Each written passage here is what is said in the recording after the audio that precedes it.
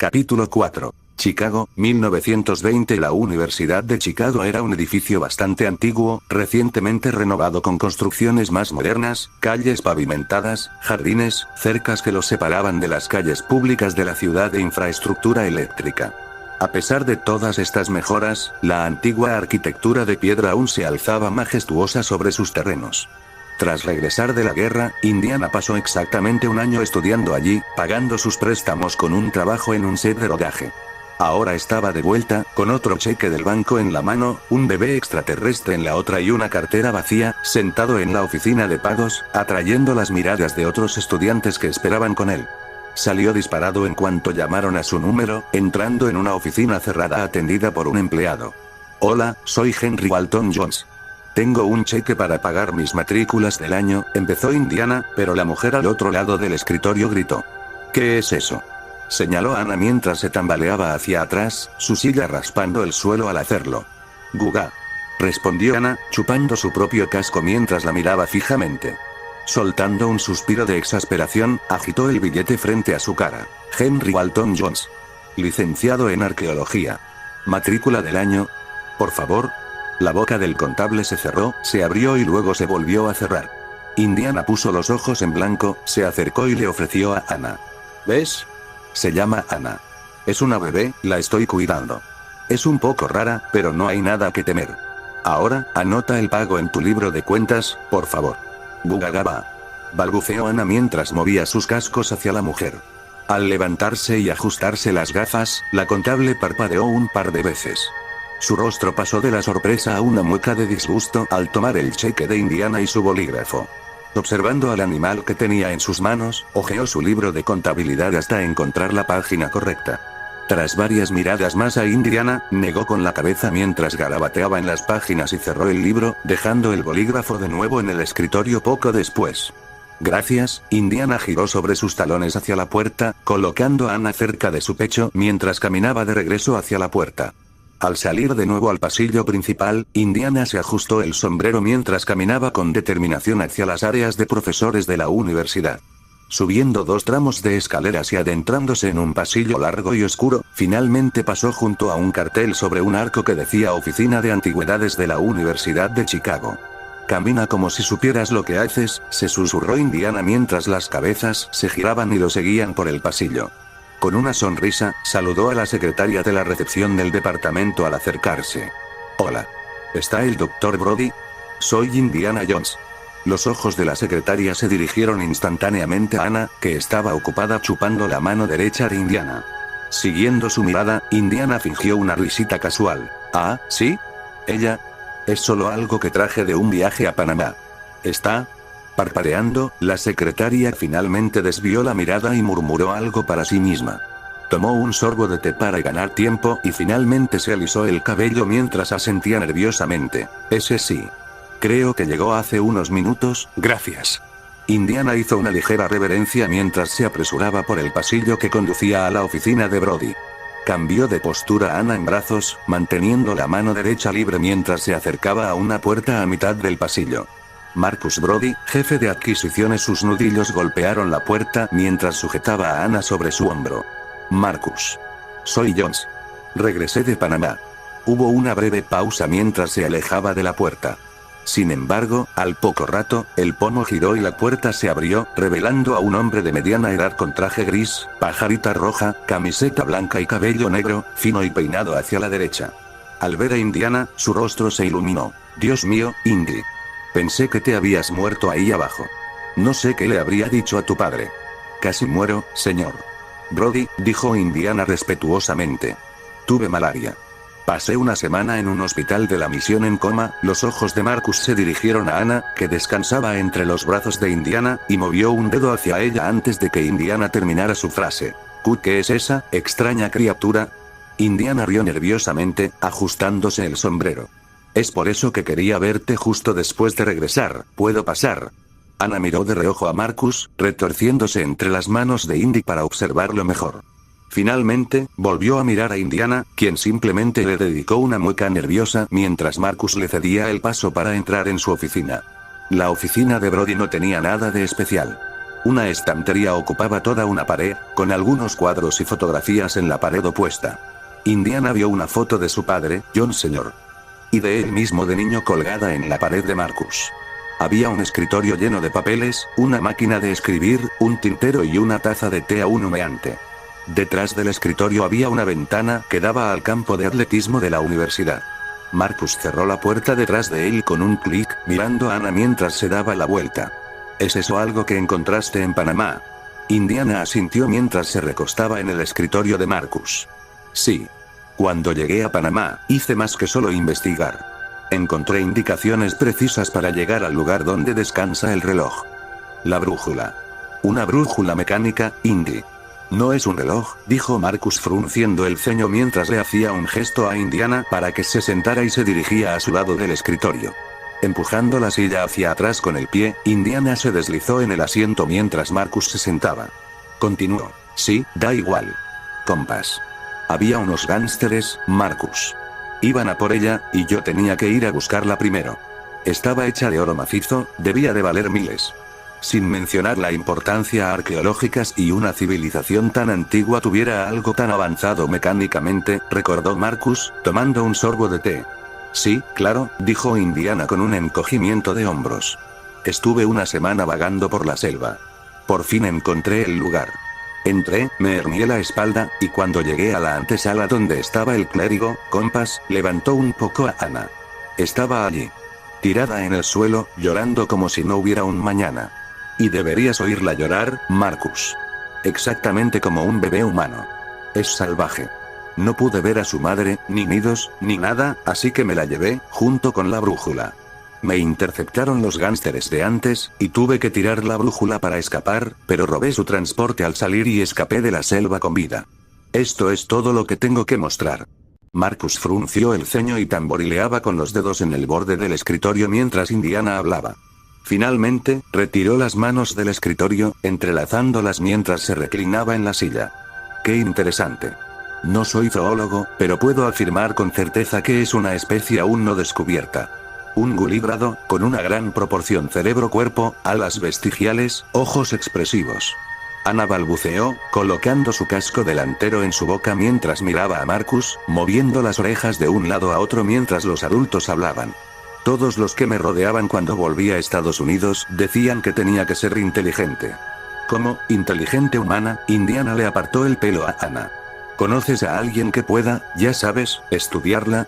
Marcus tarareó mientras se llevaba ambas manos a los labios. Después de un rato, habló, tomando su pluma fuente. Conozco a un hombre. El Dr. Richter. Estudió zoología en Oxford. Es muy amigo de mi hermano, de hecho. Nos escribimos de vez en cuando. Ahora mismo trabaja en Filadelfia. Por algo así, estaría dispuesto a hacer el viaje. Marcus hizo una pausa, observando cómo Indiana acomodaba el asiento de Ana en su regazo y seguía acariciando su melena con indiferencia. Parece que te has encariñado bastante. Indiana salió de su ensoñación y miró a Marcus. Casi de inmediato, se llevó la mano al costado, tosiendo levemente. Es linda. Solo quiero que todo se gestione con responsabilidad y asegurarme de que llegue a las personas adecuadas. ¿Crees que podría tener las mismas necesidades que un niño humano? Marcus arqueó una ceja. Indiana suspiró, frotándose la barbilla mientras miraba a Ana. Hasta ahora, eso es exactamente lo que ha tenido. Comiendo, durmiendo, defecando y repitiendo. Balbucea, y demonios, creo que incluso tiene cólicos. Los dos somos hombres de ciencia, Marcus, simplemente no sé cómo explicar esto científicamente. Marcus inclinó la cabeza, se inclinó hacia adelante y tomó una página en blanco del lado izquierdo de su escritorio. Empezó a escribir. Oh, tu padre y yo hemos vivido nuestra buena ración de sucesos increíbles. No te preocupes, Indiana, me aseguraré de que el Dr. Richter venga lo antes posible. Correo prioritario. Tardará una semana como máximo. ¿Crees que podrás seguir cuidándola tanto tiempo? Indiana suspiró. Marcus, la escuela empieza esta semana. No tengo trabajo, ni siquiera estoy segura de poder pagar el alquiler esta semana. No tengo con qué cuidar a un bebé en casa. Diablos. Ya ni siquiera tengo una lata llena de fórmula. Marcus levantó la vista de su escritura y suspiró. Metiendo la mano libre en el bolsillo, sacó la billetera. ¿Cuánto cuesta tu renta, Indy? El orgullo de Indiana se sintió inmediatamente herido al ver a Marcus sacando billetes de su billetera. Quiero decir, no tienes que, Marcus negó con la cabeza y sacó un billete de $50. Tengo 41 años, Indy. Tengo un trabajo estable y una casa cómoda. No te voy a rescatar de un error ni nada parecido. Tampoco te estoy malcriando. Te mantendré con vida y cuerda hasta que puedas recuperarte por tus propios méritos. El alquiler es de $20 por semana, admitió Indiana. Marcus añadió un billete de $10 encima del de 50. Toma. $60. Suficiente para el alquiler, una niñera o una guardería, y algunas provisiones para ella. Sin duda, Richter necesitará unas semanas para estudiarla, y no puede hacerlo desde su habitación de hotel. Puedes usar el resto para gastos imprevistos. Si de verdad quieres conservar tu orgullo intacto, puedes empeñar los bienes si la entregas y me pagas, pero no insisto. Indiana suspiró y una sonrisa sincera se extendió por su rostro mientras tomaba el dinero. Gracias, Marcus. Eres un salvavidas. Va, Marcus hizo un gesto con la mano, antes de mirar fijamente a Indiana y cambiar de tema. El señor Ravenwood da clases de arqueología este semestre. Me aseguré de que tuvieran tu plaza reservada, aunque tu matrícula estaba atrasada. Hay una guardería en la universidad. Deberían aceptar bebés. Si te das prisa, puedes llegar a su clase. Indiana asintió, metiendo rápidamente los billetes en su bolsillo antes de levantarse. Muchísimas gracias, Marcus. Eres de gran ayuda. Marcus saludó con la mano mientras Indiana salía de su oficina. Con un suspiro, echó un vistazo al retrato de Michael Brody, su padre, colgado en la pared. Golpeando el bolígrafo contra el escritorio, volvió a mirar la carta que estaba escribiendo con una sonrisa. Ese viernes, Indiana durmió hasta tarde. Sin clases, y con solo un turno de noche en el restaurante donde trabajaba de mesero, Indiana tenía que lidiar con la necesidad de pasar la noche despierto para consolar a Anna durmiendo casi toda la mañana, a menos que hubiera una clase, en la que tenía que mantenerse despierto para asistir a la universidad. Esto, por desgracia, significaba que Indiana pasaba la mayor parte del tiempo sin recursos mentales. El señor Ravenwood ya lo había regañado 2 veces en las 2 clases que había pasado con él desde que empezó el curso escolar por casi quedarse dormido en su pupitre. Indiana sentía que lo único que hacía en casa era prepararse la comida, cuidar de Anna y desmayarse en su cama. El lugar ya olía mal, los platos se habían amontonado junto al fregadero y su cama estaba hecha un desastre. Un golpe resonó en la puerta de su apartamento. Indiana gimió al despertarlo y se dio la vuelta. Ojalá se dieran cuenta de que estaba dormido y lo dejaran en paz. Se oyó otro golpe a la puerta, esta vez acompañado del grito de Indy. Soy yo, Marcus Brody. El sonido de la voz de Marcus, combinado con los ruidos de Anna en su cuna recién comprada, finalmente convenció a Indiana de abandonar el abrazo tentador de su cama. Rozando la cuna con la mano al pasar, Indiana llegó a la puerta, quitó el cerrojo y la abrió. «Te ves fatal, Indiana», dijo Marcus casi tan pronto como se abrió la puerta. Indiana se estiró y se frotó los ojos que le picaban, y sintió que la piel extra se acumulaba debajo de sus ojos. «Grita toda la noche. Trabajo o clases todo el día». Marcus frunció el ceño. «Oh, eso no está bien en absoluto. Cólico o algo así». «Creo que ya te lo dije», dijo Indiana encogiéndose de hombros. El que lo dijo que se quitaría en un mes más o menos. Una figura oscura apareció detrás de Marcus, quien se hizo a un lado y le hizo un gesto. «Bueno, Indiana. Disculpa que te interrumpa el sueño, pero deberías conocer al Dr. Johan Richter. Estaba deseando que volvieras a la universidad la semana que viene». Indiana observó con cautela cómo se acercaba el hombre. Era blanco, europeo, si Indiana tuviera que adivinar, de unos 1,65 metros. Tenía cabello rubio, ojos verdes y una sonrisa en el rostro al acercarse. «Guten Tag, señor Jones. Cualquier amigo de Brody es amigo mío». Indiana se quedó mirando mientras el hombre le ofrecía la mano. Mirando a Marcus, gruñó. «¿No me dijiste que sería alemán?» La expresión de Marcus se desvaneció mientras miraba entre Johan e Indiana. «Oh, yo no sabía que estabas predispuesto contra». Apretando los dientes, Indiana golpeó la puerta con el pie. «Luché contra alemanes como este durante 2 años. Mataron a mis amigos, bombardearon mis trincheras y casi me matan con gas. Sus amigos les destrozaban la cabeza a bebés en Bélgica. Si hubieras estado allí, pensarías lo mismo. La falta de sueño sumada a sus recuerdos de la guerra hicieron que Indiana casi cerrara la puerta de golpe en ese momento, sin embargo la voz del médico lo interrumpió justo cuando una rendija de la puerta se abría. Señor Jones. Entiendo su frustración, comenzó. Le aseguro que no soy un soldado. Tengo una pierna mala y me evitaron durante el reclutamiento. Soy un hombre de ciencia, dijo, acercándose a la puerta, asomándose por la rendija. La guerra es un asunto terrible. Le pido disculpas por el daño que causó mi gente. Sin embargo, deberíamos dejar de lado nuestras diferencias por este descubrimiento que hizo en Panamá, ¿de acuerdo? Indiana gimió al recordar por qué Richter estaba allí. Si no conseguía que examinaran a Ana, no podría cumplir su promesa, no tendría la oportunidad de quitársela de encima, abrió la puerta. Claro, lo que sea. Adelante. No te sientas como en casa, este lugar no puede soportar a más de una persona intentando sentirse como en casa a la vez. Indiana se apartó de la puerta y se sentó junto a su cama. Se frotó los ojos de nuevo al ver a Marcus y Joan entrar en su habitación. El primero miró a su alrededor con cierto disgusto por el estado del lugar. El segundo, sin embargo, se dirigió directamente a la cuna. Curioso. ¿Los estás tratando como a un bebé humano?, preguntó Richter. Indiana solo le dedicó un gesto cansado. Ana, molesta por el repentino despertar, se inquietó mientras el zoólogo alemán se agachaba junto a la cuna y miraba dentro. Joan se ajustó las gafas, retiró con cuidado las mantas y sacó un bloc de notas y un lápiz del bolsillo con la otra mano. Golpeándose la barbilla con la punta de goma del lápiz, exclamó maravillado. No bromeabas, Brody. Esto es fascinante. Indiana se levantó mientras Ana soltaba un grito mientras se movía nerviosamente, acercándose a la estufa para calentar agua. Metió un abrelatas en la tapa de una de las latas y encendió la estufa, observando atentamente al zoólogo de reojo. El rango vocal, me imagino que quizás sea producto de una siringe. Joan, con delicadeza, le abrió la boca a Ana, y ella volvió a quejarse. Entrecerrando los ojos, negó con la cabeza, antes de usar un dedo para palpar suavemente su garganta. No, creo que son cuerdas vocales. Un tracto oral muy flexible, que sacrifica la longitud del hocico por mayor movilidad, quizás para acomodar el rango vocal. Joan retiró la manta aún más. ¿Alas? ¿Volantón? ¿O vestigial? La masa de plumas, palpó las alas de Ana entre el índice y el pulgar. Muy suaves. Quizás crecen, tal vez sirven para planear. ¿De qué? ¿De árboles?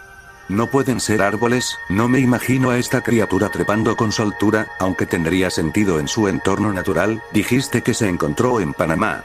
Indiana apagó la estufa antes de que la tetera hirviera.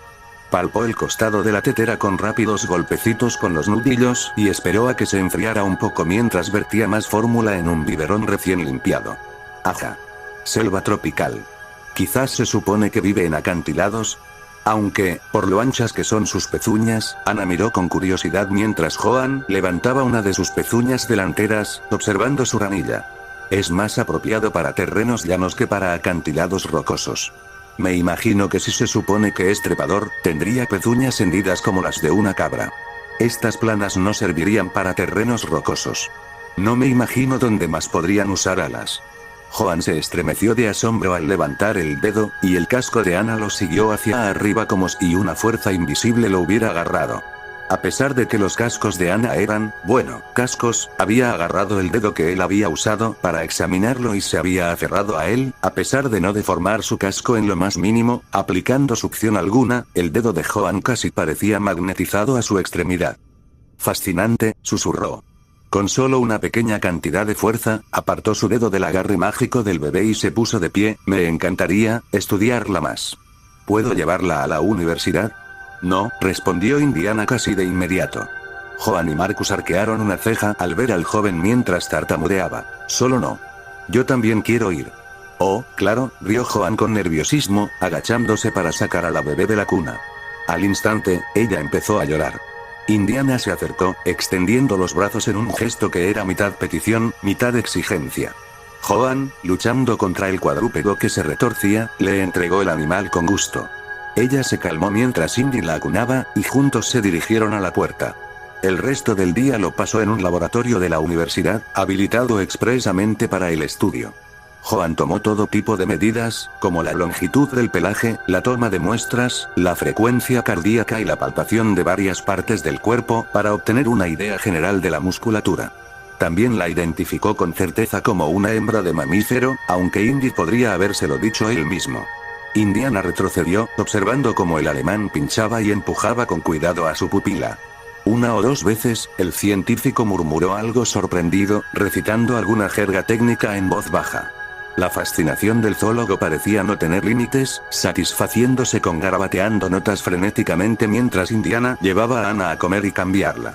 Joan arqueó las cejas cuando Anna empezó a balbucear, y se apresuró a coger un dictáfono para grabar los sonidos de su balbuceo. Marcus Brody, con tan poca experiencia en zoología como Indiana, simplemente se quedó atrás y observó la mayor parte del proceso. Observó con un rostro más alegre, sonriendo mientras le decía al joven: «Esto, Indy, es ciencia en acción. Míralo». «Sí», murmuró Indiana con los ojos entrecerrados. Se quedó cerca de Anna, con los brazos cruzados, observando el trabajo. «Increíblemente fascinante, señor Jones. ¿La ha tenido cerca de muchos otros bebés humanos?», intervino Joan de repente, escuchando el auricular del dictáfono. Indiana frunció el ceño.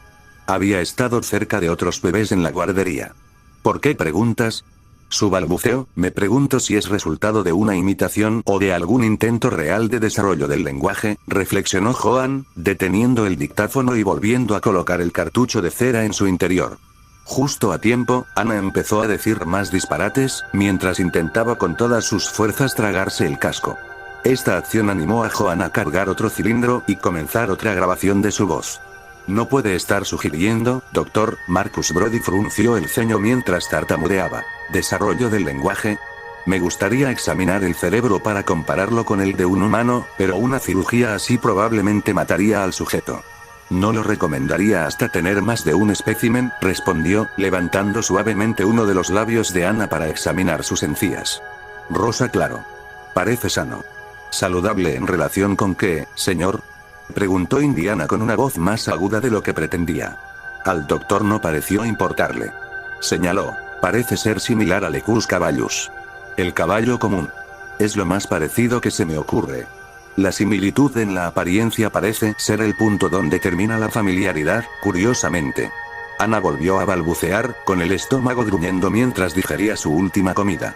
Joan volvió a meterle un dedo en la boca, palpando sus encías. Frunció el ceño.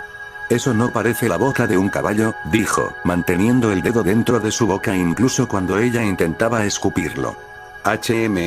Ya vemos la erupción de los dientes. Incisivos, arriba y abajo de la boca. Puedo sentir las muelas saliendo también atrás, y hasta adelante. Estaba llena de encías cuando la encontré», comentó Indiana, por primera vez, acercándose al médico alemán para examinar a su protegida. «Sentí algo de dureza en las encías, alrededor de la frente». «Sí, sí», Joan tomó una linterna y le abrió la mandíbula a Anna, para su disgusto, pues ella empezó a quejarse. Aún así, al iluminar su boca, se revelaron 4 pequeños puntos blancos en la parte superior e inferior de sus encías.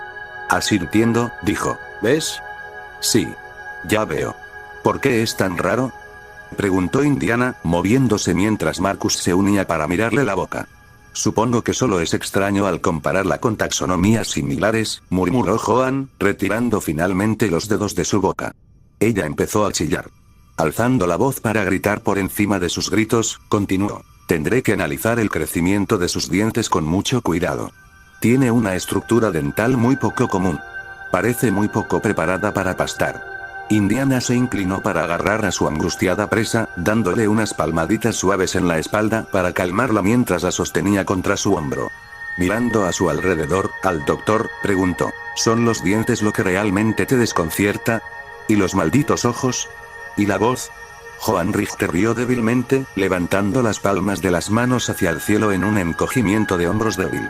«Supongo que todo eso también es muy raro. Tiene visión binocular, como un depredador, a diferencia de la monocular, como una presa. A pesar de eso, no tiene dientes para procesar la carne correctamente», volvió a palpar sus alas. «Quizás un rasgo adaptado para volar. Aunque eso me desconcierta aún más. Es demasiado pesada para volar. Ya pesa más que la mayoría de las aves pesadas».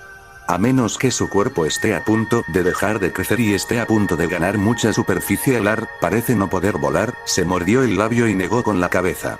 Todo esto no tiene sentido. Debería estar extinta, a menos que me esté perdiendo algo. Marcus Brody se humedeció los labios, mirando entre Indy, Anna y Joan. ¿A dónde vamos desde aquí, doctor? Joan se rascó la barbilla. Es probable que me esté perdiendo algo, de hecho. Me gustaría solicitar unos meses más para redactar un informe completo y seguir observándola. Intentaré mantener todo esto en secreto. No tengo suficiente información para presentar ni siquiera un informe preliminar a mis colegas en este momento. Si es posible, me gustaría pedirles que mantengan todo esto en silencio un poco más. Hizo una pausa. Pagaré cualquier costo que genere su atención. Antes de que Indiana pudiera considerar la oferta, Marcus lo interrumpió. Oh, no, Joan. Sé que no eres rico. Ya he estado apoyando económicamente a Indiana. Puedo seguir haciéndolo mientras terminas tu investigación. Probablemente ya tengas suficientes problemas financieros para mantenerte en esta ciudad durante tanto tiempo. Empezó Indiana, pero fue interrumpido brevemente. Oh, no, las ganancias que genere este artículo deberían compensar con creces los costos. Insisto, Dr. Brody, replicó Joan. No, insisto. Argumentó Brody, poniéndose las manos en las caderas. No, lo hago. No, insisto 2 veces. Da. Joan levantó las manos y se volvió hacia Indiana. ¿Qué puedo hacer? Insistió 2 veces. Bien, dijo Indiana con expresión seria, todavía dándole palmaditas suaves en el hombro a Anna, que sollozaba. No será muy problemático cuidarla otros 2 meses, ¿verdad, Indy? Preguntó Marcus, bajando una mano para apoyarse en una mesa cercana. Indiana meneó la cabeza lentamente y con pesar. Será genial. Esa noche, Indiana se sentó con la espalda apoyada en la cabecera de su cama. Sus ojos estaban surcados por ojeras oscuras e hinchadas debido a la falta de sueño. Sus brazos acariciaban con desgana a la criatura que lloraba y gemía sobre su vientre. La lluvia golpeaba contra su ventana. De vez en cuando, disparos y gritos, nada raros en la zona de la ciudad donde vivía, se oían desde las calles de abajo. Un calefactor eléctrico era lo único que aliviaba la fría corriente de aire de finales de invierno que entraba por las rendijas del marco de la ventana. Anna había decidido, una vez más, ponerse a llorar sin motivo alguno en plena noche. Indy no tuvo más remedio que quedarse despierto con ella, deseando que al instante siguiente el dolor que aquejaba a la bebé se desvaneciera y ambos pudieran dormir. Sin embargo, tal alivio no llegó. El joven se encontró en un estado de introspección mientras miraba al techo, acariciando lentamente la espalda del niño que lloraba. Lentamente, extendió la mano por el borde de la cama hasta un estuche de instrumentos que yacía junto a ella. Torpemente, en la oscuridad, desató los cierres que lo cerraban y abrió la tapa. Dentro había un saxofón, que reflejaba un poco la luz de la ventana. Tras ajustar la posición del bebé boca abajo, Indiana levantó el saxofón para apoyarlo sobre su rodilla y le dio un golpe de prueba. El sonido confirmó que el estado del instrumento no se había deteriorado durante su ausencia, y flexionó los dedos al colocarlos en los lugares correctos y comenzó a tocar. Estrellita, estrellita. Era prácticamente lo único que sabía hacer. Le habían enseñado a tocarla de principio a fin, una y otra vez, antes de pasar a cosas más complicadas. Tocaba cuando se sentía triste, cuando se sentía desanimado. Era uno de sus pocos pasatiempos. Esa noche, le importó muy poco el volumen de su ruido. A pesar de que el contenido de su canción era simplista, quizás incluso infantil, la salida le hizo llorar. Después de escuchar la canción por tercera vez, la cambió, probando algo que aún no había practicado. Sin la música delante, el ruido que hizo probablemente sonó como un estruendo sobrenatural. Para Indy, sin embargo, todavía lo hacía sentir mejor. Aparte del alcohol, era una de las pocas cosas que lo distraían de su situación. Del dinero, del alemán, de la escuela, del llanto, miró a lo largo de su saxofón. Allí, recostada junto a su pierna derecha, Anna dormía profundamente. Hizo una pausa, momentáneamente asombrado, al verla roncar suavemente, con sus diminutos pulmones expulsando pequeñas bocanadas de aire. Sin embargo, no tuvo oportunidad de continuar, ya que un puño se estrelló contra la pared junto a su cama. Basta, muchacho. Algunos tenemos trabajo por la mañana. A Indiana le hormigueó la piel mientras comprobaba que el ruido no hubiera despertado a Anna. Sin embargo, la bebé seguía dormida, probablemente tan cansada como él. Sin querer arriesgarse a moverla a la cuna, agarró sus almohadas y su manta, intentando con todas sus fuerzas crear una barandilla para evitar que se cayera de la cama, antes de desmayarse en el suelo. Nota del autor. Hay una gran brecha en mis borradores entre este capítulo y otras partes de la historia. La publicación de capítulos se ralentizará un poco mientras se solucionan estos problemas, y luego se acelerará para cuando vuelva a tener material preescrito.